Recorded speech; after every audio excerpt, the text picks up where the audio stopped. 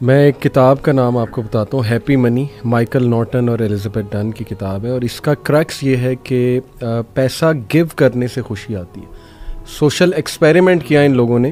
Social experiment کیا تھا کہ ٹرین پہ جو لوگ چڑھنے والے تھے سب وے سے، انہیں کہا کہ ہم نا آپ کو $10 دے رہے ہیں، لیکن یہ آپ کا نہیں ہے، یہ آپ نے رینڈملی کسی کو دیکھنا ہے، شکل سے اسے پہچاننا ہے اور اسے دے دینا۔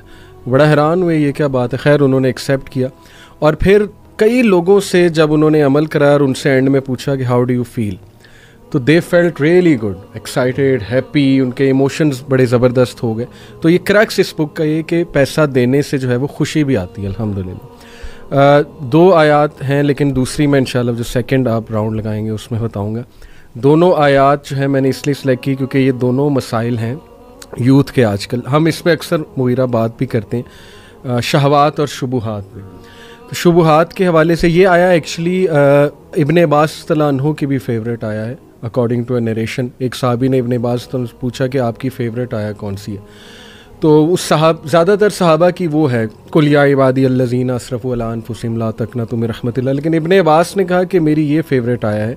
وہ صحابی بڑا حیران ہوئے کہ اس میں تو کیا ایسا مطلب ہے، یہ موضوع ایسا کہ آپ کا فیوریٹ ہے؟ انہوں نے کہا اس میں ہوپ ہے، ہوپ فار دوز جنہیں وسوسے آتے ہیں، ڈاؤٹس آتے ہیں۔ تو آیت ہے ورس 260، وَإِذْ قَالَ إِبْرَاهِيمُ رَبِّ أَرِنِي كَيْفَ تُحْيِي الْمَوْتَى قَالَ أَوَلَمْ تُؤْمِنْ قَالَ بَلَىٰ وَلَٰكِنْ لِيَطْمَئِنَّ قَلْبِي۔ یہ آیت کی ٹرانسلیشن میں آپ کو بتاتا ہوں۔ And remember when Ibrahim said my lord show me how you gave life to the dead, اللہ responded do you not believe, Ibrahim replied yes I do but just so my heart can be reassured. تو الحمدللہ دیکھیں، میں ایک scholar کو بھی سن رہا تھا، انہوں نے کہا کہ اس میں ہوپ ہے ان لوگوں کے لیے کہ جن کو ڈاؤٹس آ جاتے ہیں۔ Not all doubts are wrong, some doubts obviously they can take you to a very wrong direction, especially اگر ان کی انٹینشن ٹھیک نہیں ہے، اور وہ بس آپ وہ بنی اسرائیل جیسے ہر چیز پہ ڈاؤٹ اٹھا دیتے تھے، وہ تو غلط انٹینشن۔ لیکن اگر آپ سمجھنے کے لیے، ایمان بڑھانے کے لیے کچھ پوچھ رہے ہو، تو میرا خیال جن سے پوچھا جا رہا ہے ان کو بھی انڈرسٹینڈ کرنا چاہیے۔ سب سے پہلے اس نے ضانی دینا چاہیے کہ یار یہ سمجھنا چاہ رہے ہیں، اور جو پوچھنے والا ہے اس کو بھی میں سمجھتا ہوں ہوپ فل رہنا چاہیے کہ ایمان ڈاؤن ہو جاتا ہے، ڈاؤٹس آ جاتے ہیں، لیکن یہ کہ پوچھو، کیونکہ ابراہیم علیہ السلام دیکھیے وہ اللہ کو کہہ رہے ہیں کہ اللہ مجھے آپ دکھائیں، میں بس ایمان کی تقویت جو ہے وہ چاہتا ہوں۔ لیکن پوچھنے کا مقصد جو ہے وہ ڈاؤٹ نہیں ہے، نہ ہی شک ہے جی، لیکن انکریز ان فیتھ ہے، انکریز ان فیتھ ریزلٹ ہے اس کا۔ کے لیے انکریز کرنی، یعنی ابراہیم علیہ السلام کے اندر ذرہ برابر بھی شک نہیں تھا، ذرہ برابر بھی کسی قسم کا ڈاؤٹ کچھ نہیں تھا، لیکن صرف سوال کرنے کی نوعیت یہ تھی، یا سوال سے وہ چاہتے یہ تھے کہ ان کا ایمان اور بڑھے، تو یہ بھی ایک ہوتا ہے۔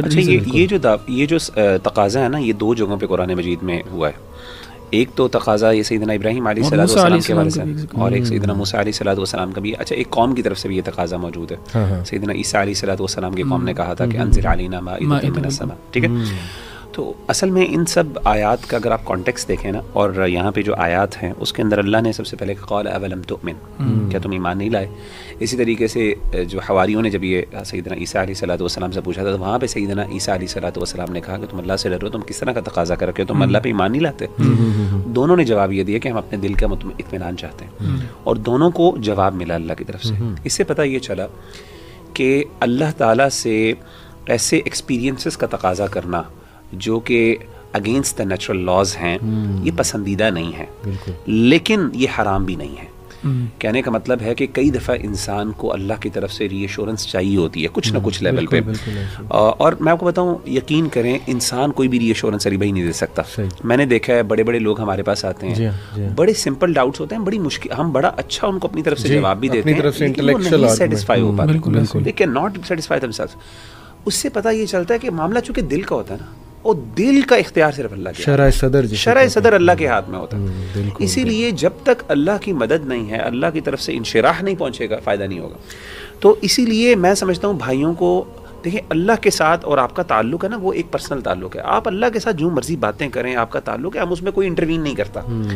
یہ تقاضے اللہ سے کرنے میں ایز لانگ ایز، اگر مقصد جیسے انہوں نے کہا کہ دین پہ شک نہیں ہے اور اطمینان ہے، تو انسان بڑھانے کے اس دور میں خاص طور پہ میں سمجھتا ہوں اس دور میں جب اتنے ڈاؤٹس ہیں, اتنے مسائل, اور انسان اگر انفلوئنس ہو رہا ہے, اللہ سے دعا مانگے, اللہ مجھے دکھا. میں نے خود اپنے لیے کئی جگہ ایسے واقعات ہوئے, میں نے اللہ سے دعا کی اور میرے ساتھ ایسے ایسے واقعات ایکسپیرینشیل, جیسے کہتے ہیں نا اللہ کی ایگزسٹنس کے لیے ایک ایکسپیرینشیل ایویڈنس بھی ہوتا ہے آپ کا, کچھ ایکسپیرینسز ہوتے ہیں اللہ سے, ایسے ایکسپیرینسز مانگنے, لیکن وہ راز میں رہنے چاہیے, وہ راز کے ہوتے ہیں اور وہ دلیل نہیں بنتے دوسروں کے لیے, بل وہ ایک لمبا ٹاپک ہے.